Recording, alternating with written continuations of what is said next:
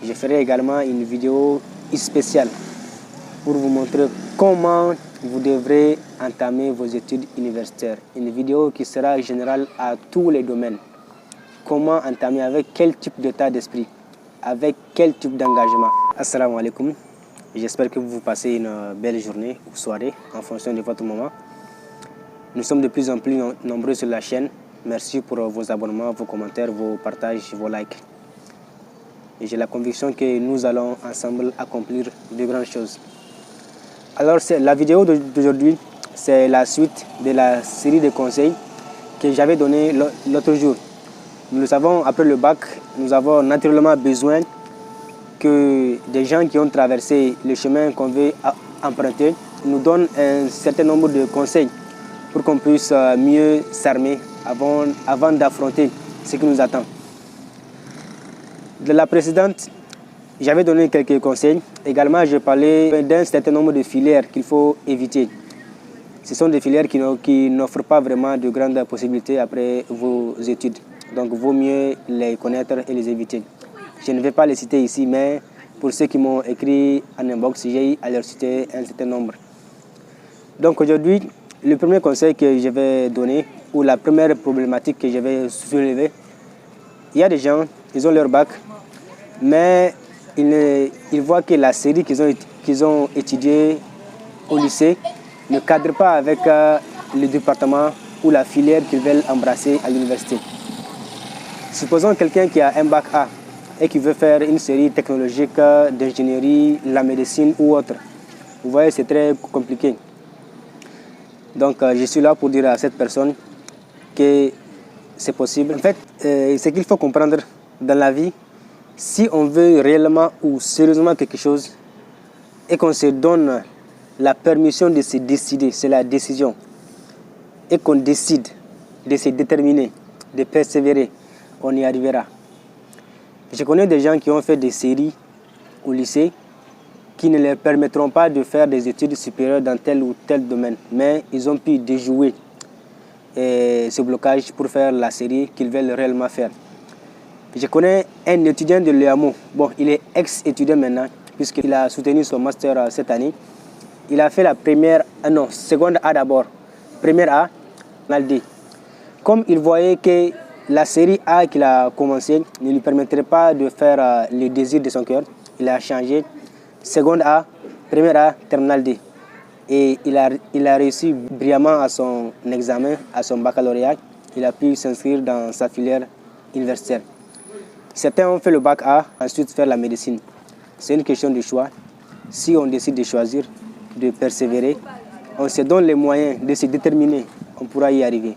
La limitation de la série, ce n'est qu'une question, je dirais, très limitante. Il y a également une catégorie de personnes qui craignent de faire le mauvais choix.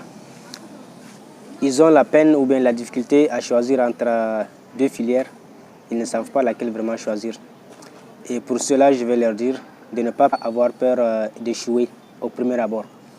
L'échec est le meilleur professeur, mais la société et l'école nous enseignent ou nous inculquent qu'il faut absolument éviter de faire des erreurs. Rien ne peut être parfait ou rien ne peut être accompli grandement sans avoir échoué. Il arrive que vous soyez déjà dans une filière et que vous aimeriez vraiment changer puisque vous ne vous retrouvez plus dedans. C'est là que vous allez vous donner à plus de 100%. Pour avoir déjà commencé une autre et vous en être rendu compte que ce n'est pas la vôtre, le fait de changer de direction, cela va activer toutes vos connexions neuronales et leur permettre de se focaliser sur la voie dans laquelle vous allez vous réorienter. Donc n'ayez pas peur. N'ayez pas peur de choisir la meilleure filière au début, mais c'est comme le dit le proverbe, on dit parfois il faut reculer pour mieux sauter. Il ne faut pas juste continuer dans la filière parce qu'il faut continuer, non. Si vous vous rendrez compte qu'elle n'est pas faite pour vous, changez, c'est très simple. Il y a une troisième catégorie, c'est d'abord la plus grande catégorie des gens qui m'écrivent, des gens qui veulent faire plusieurs choses à la fois. J'ai ma passion qui est telle, également telle, et je n'arrive pas à me décider. Pour cette catégorie, je dirais de se référer au conseil que nous avons vu dans la première et la deuxième vidéo. Et ceci leur permettra de se décider. Également, je vais y ajouter qu'il y a un certain nombre d'études qui peuvent être mélangées ou qui sont corollaires une fois que vous êtes à l'université. Supposons que je vais faire la médecine. Également, je vais aussi faire des études en informatique. Je peux bien mélanger la médecine et l'informatique tout en étant dans la médecine.